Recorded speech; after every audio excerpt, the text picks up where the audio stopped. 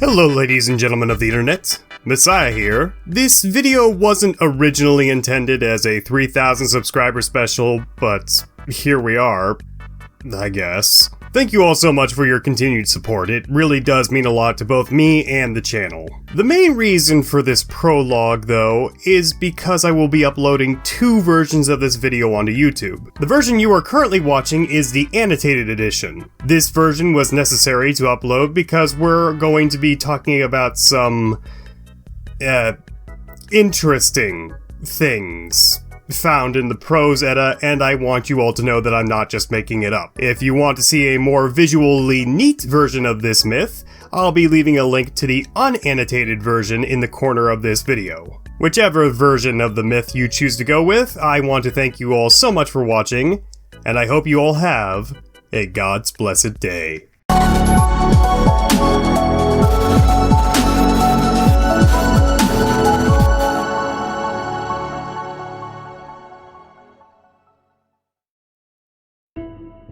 Beta males are a plague upon our society.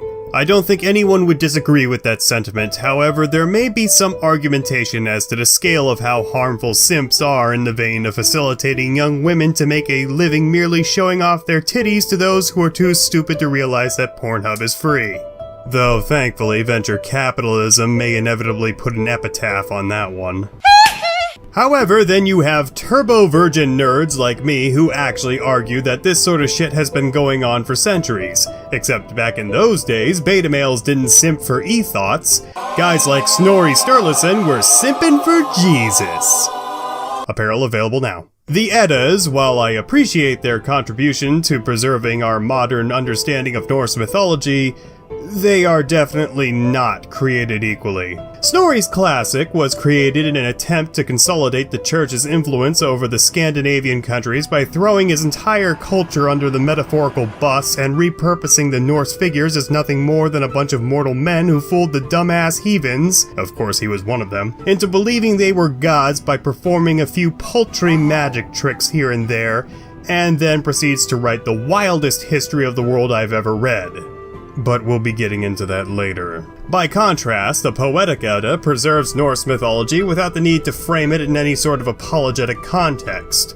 Though the Prose Edda may be the older of the two texts, they are both speculated to have their origins in an even older, some might say, Elder Edda, though that is a title contentiously given to the Poetic Edda, as by contrast to Snorri's Bible fanfiction, the Poetic Edda is thought to have just copied all of its material from the aforementioned older written source, or perhaps was inscribed by memory from older oral myths related to its author by the heathen natives of that region. And who is the Poetic Edda's author?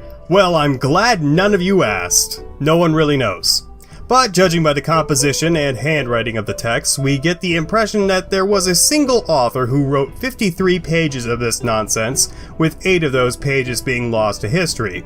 Which, as big of a tragedy as this is for me and my bleeding heart which knows no affection for women, only mythology, it's better than the alternative where the entire text is missing, which just so happened to be the reality for roughly 373 years, as these texts were stashed away to avoid being detected by the crazed Jesus simps of the day, only to be discovered by a Lutheran bishop. But don't worry, we like this one. While Björnrolfr Sivensen was a devout man of God, unlike Snorri, he wasn't a Jesus simp. He was an absolute Chad. Had to be to grow that kind of a beard. Rather than burden the manuscripts as heathen heresy, Sivensen actually kept them in his personal records for years as a curiosity, then had the balls to send them to the King of Denmark as a coronation gift. Like I said, Giga Chad. And so, we now have two texts by which to derive the Norse creation story. One, which is unapologetic in its heathenry, though disappointingly much more abridged, and another which puts a big ol' asterisk right next to it, with an accompanying footnote which says, yeah, this is what my ancestors actually believed, but read what I wrote about Thor and Odin being historical figures from Troy instead, because that's the God-approved narrative. If he ever breaks your heart, milady, I will whip him into shape! No, seriously, this motherfucker tries to blend 3 different mythologies into one book to form a cohesive yet needlessly complicated narrative. Apologetics have always been bad, but this is some next level shit.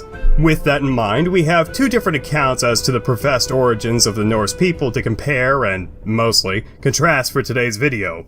So let's get into it. We'll start with the stupid one. So in the beginning, the one and only god, who was the only god who have ever existed, despite the fact that in this very same account, Snorri forgot to exclude that bit about the Norse pantheon rising again from the ashes of Ragnarok, which strongly implies a connection between Norse mythology and Genesis. After all, the world was waste and void. Yeah, there wasn't a whole lot of future planning going on here. Basically, Snorri copies the first passages of Genesis, testifies that all peoples did in fact come from Adam and Eve, and then were exterminated 9 generations later, save for Noah and his 3 sons, Shem, Japheth, and Ham, give or take a previously unmentioned 4th son, who is supposedly the progenitor of the Irish Celts. Apologetics can always get worse, boys and girls. Thankfully, Snorri had the good conscience to not fuck up any of the previously established biblical narrative. Until we get to the Tower of Babel. Then he fucks up both the Bible and other people's mythologies. So you should all know the story of the Tower of Babel by now. An egocentric king by the name of Nimrod tries to build a tower upwards all the way to heaven to meet with God personally and show off the power of human engineering. As a result, Yahweh confounds their speech and then the people go their separate ways. Right? Well, for the most part, yes. However, Snorri makes one critical edit to this classic story. Instead of the king's name being Nimrod, it's... Wow, that literally makes anti-sense. His name was supposedly Zoroaster. But wait, it gets more stupid, because after Zoroaster's plans are ruined with the Tower of Babel, he twirls his comically villainous mustache and shouts, "Fuck you, black god!" and then runs off to found the Assyrian Empire, where he reintroduces himself to the people as the idolatrous god Baal. And then, while we're recovering from that stupid, the story makes a beeline towards Crete, where supposedly another mortal man, Saturnus, is confounding the people of the island with his magic and, quote, control over the invisible elements, whatever the fuck that means, and demands to be worshipped as a god himself, along with his 3 sons, Jupiter, Neptune, and Pluto. I think you can all see where this is going. Jupiter doesn't like how Daddy divided up his inheritance, and so decides to go to war with his old man, who flees Greece for Italy, not with his balls tucked between his legs, that still happens in this version of the story for some reason, where he gets up to his old shenanigans once again, this time using the modicum of... Njord? Fucking Njord? You know, the Nordic sea god, the one which has never been mentioned by a single Etruscan, Latin, or Greek colonial group in the history of ever? Yeah, that's supposedly Kronos. Oh no, wait. Snorri doesn't realize that these figures used to go by entirely different names in Greece. Otherwise, he would have just written that Kronos asked the Italians to call him Saturn, and for some reason changed the name of all 3 of his sons while he's added to their Roman counterparts. But no! Snorri has to immediately skip to the Nordic name, which sounds 1000% out of place with regard to the local dialects. My god, it's a damn good thing people couldn't read back then. But Messiah...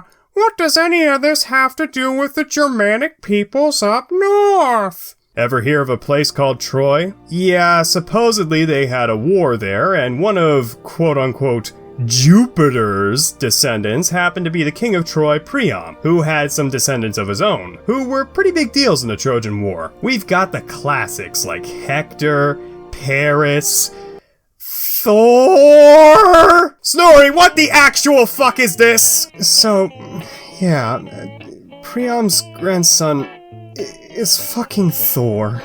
I'm crying because I have no other emotion to convey just how distressed I am at the thought that these people actually read this and believed it. Yes, ladies and gentlemen, Snorri expects you to believe that while Achilles was cutting up legions of Trojan soldiers after losing his favorite cocksock, Thor was sitting there on the sidelines practicing his hammer swing. There's a reason why this section of the book typically gets cut, because people would suffer severe aneurysms before they even got to the first poem. By the way, I'm reading the traditional unabridged version of the prose Edda, translated by Rasmus B. Anderson. I'll try to do my best to pull up these things on screen so that you know I'm not bullshitting you, but if you'd like to read this torture exercise for yourselves, I'll leave a link to the Kindle download in the description down below. So, the reason Thor wasn't present for the Iliad is because, much like my own dad, his biological father didn't want him, and so sent him off to live in Thrace as the foster child of King Lorikos. Until he murdered his adoptive family, assumed the throne for himself, and supposedly renamed Thrace Thrudheim. Excusing the fact that this never happened historically, Snorri also wants you to believe that Thor somehow had future premonitions of his daughter by which to name his city after, because keep in mind, he supposedly did all of this when he was only 12 years old. From there, Thor travels northward, finally, and meets a prophet by the name of Sif, who he then puts a baby inside, and a few generations later, a child named Woden rolls down the tubes. Jesus Christ, he couldn't even get the genealogy right. So, this latest in a long line of suspiciously Nordic-sounding names made his way back to Turkey for some reason, and immediately began to amass a caravan of peoples from the nation to head back up north before establishing a kingdom called Asgard. Before heading even norther to Norway, where again he made himself a false idol and conned the people into believing he was king of the gods. And now it's up to Snorri and his pal JC to clear up all the confusion and reiterate all of these heathen works from the long-lost Elder Edda just to mock them for their heresy, all while blissfully ignorant of the fact that some 23-year-old scud on the internet and his audience of similarly aged losers with nothing better to do with their time will be doing the exact same thing to him some 800 years later. Would you believe me if I told you I literally lost sleep over trying to find an explanation to this nonsense? Would you believe that there is actually an explanation to this nonsense? Well, turns out there actually is. Somehow. So, as I'm sure you've all gathered by now, Snorri is neither smart enough nor creative enough to come up with his narrative all on his own. He has pretty transparently lifted it from somewhere else, and to find that original narrative, we need to look even further westward, to the Franks. Way back in 538 AD, St. Gregory of Tours was having the same problem as Snorri, trying to convert the populations of a pagan wild country full of incredibly pale peoples who may or may not have liked to sacrifice babies. So he writes a work called Historia Francorum, which, like Snorri's account of the history of the Germanics, also begins with a synopsis of the Genesis creation narrative.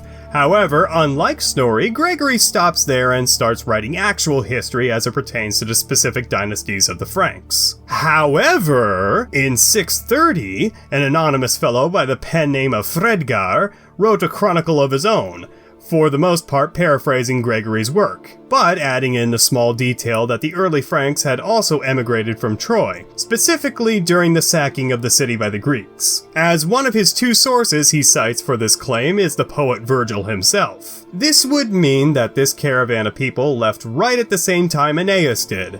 However, there is one small problem. There isn't a single mention of a King Frigga, the attested progenitor of the Franks, nor for our purposes today a mention of Woden or Odin. I realize that Odin, according to Snorri's narrative, would have left Anatolia way after the end of the Trojan War. However, like I said, Snorri isn't very smart. He wants to have his cake and eat it too, even if it means comparing someone separated by 20 generations to the Trojan refugees fleeing the city some approximate 400 years earlier. For an explanation on that, we turn our attention to Fredgar's second source, the Catholic father, Hieronymus, who recontextualized a small, oftentimes overlooked passage in the Aeneid. Anator potuit, medius elapsus acivius, illericos penetrare, sines atque intima tutas regnat libernorum, et fontem superar timavi. Unde per ora novem vasco com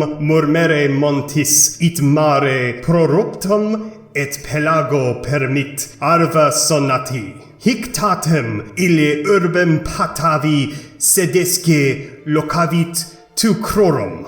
For those of you not privy on your Latin, just like me, the passage roughly translated means, Antenor, having escaped from amidst the Greeks, could with safety penetrate the Illyrian Gulf and the innermost realms of Liburnia, and overpass the springs of Timavus, whence, through 9 months with loud echoing from the mountain, it burst away, a sea impetuous, and sweeps the fields with a roaring deluge. Yet there he built the city of Padua, and established a Trojan settlement. So we do have some evidence of a separate caravan exiting Troy to found yet another Italian city. However, Hieronymus must have been leering over Fredgar's writing the whole time, tapping his shoulder and saying, "Yeah, you see that guy Annator? Go ahead and change his name to Frigga.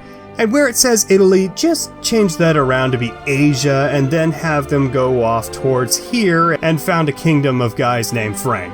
Snorri, the simple dolt that he is, read this and said, "That's a great idea!" and did the same thing for Woden and supposedly Asgard. Now, to be fair to Hieronymus and Snorri, Roman schools stressed the importance of Troy a lot. Not only did migrants from that region go on to found Rome itself, but also, according to Roman tradition, Illyria, Etruria, Sicily, and even Macedonia were founded by Trojan refugees. Keep in mind, in those days, not only was the Iliad, Aeneid, and Odyssey well known, they were considered historical. But no, the Scandinavians and Germans came up with the gods independently of the Trojans and were almost certainly not historical figures. And so, that was the professed origin of the world according to Snorri. Now we can finally move along to some actual Norse mythology from the people who weren't ashamed of their own culture.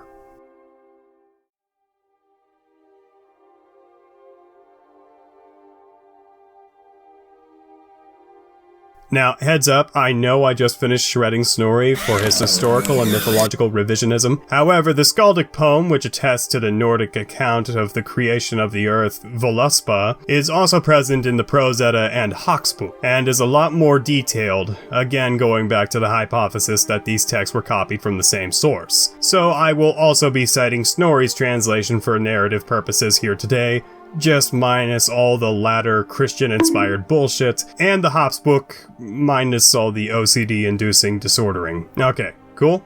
Cool. So the Voluspa begins rather familiarly with an embedded narrative of a vulva telling the sons of Heimdall, essentially just referring to a rowdy group of humans, to shut the fuck up and ask Odin personally whether or not he would like her to recount one of her old stories. If you don't know what a vulva is, it wouldn't surprise me, you're watching a mythology channel after all. It's what you uncultured swines might call a woman's meat flaps. And to those of you who don't know what a Volvo is, it's a Swedish car manufacturer whose logo is, fittingly enough, the male symbol, and is supposedly owned by China now.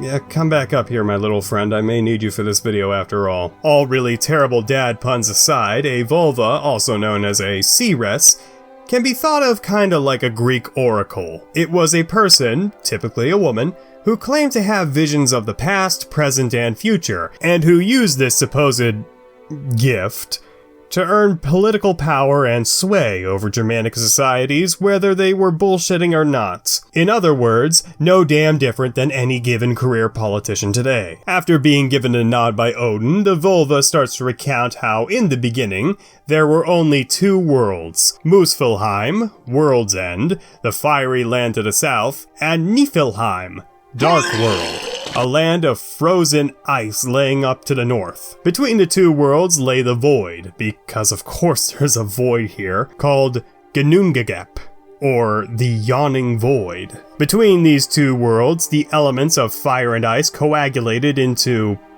well, it should be water, but No, it's the primordial giant Ymir. However, Ymir would not be alone in this void of creation.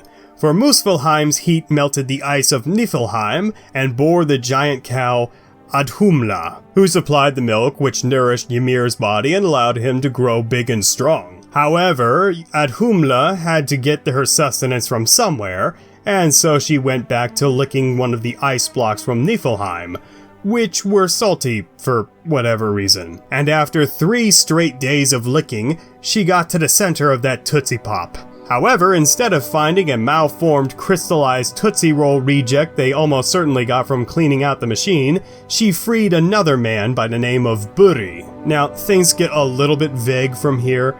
They don't bother to explain where the other giants come from, nor do they divulge exactly how Buri sired his less slightly obscure son Bor, who then in turn fucked one of the aforementioned giants and had his, much more famous than him, sons Ve, Vili, and Voden, nor does it explain how Adhumla or Buri got into that ice in the first place. The Poetic Edda is no help as it literally skips right over Adhumla, Buri, and even Bor and cuts straight to the 3 brothers creating the earth. It doesn't even mention them killing Ymir to do it. Snorri, of course, is useless as he only paraphrased parts of the Voluspa in his much more comprehensive yet infinitely more fun to say poem, Gylfaginning! And plus, he didn't believe in any of this shit anyway, so the fine details are absent. However, we can theorize. Allow me to be a nerd here and state that the Nordic apocalypse isn't actually called Ragnarok, it's based on the geographical location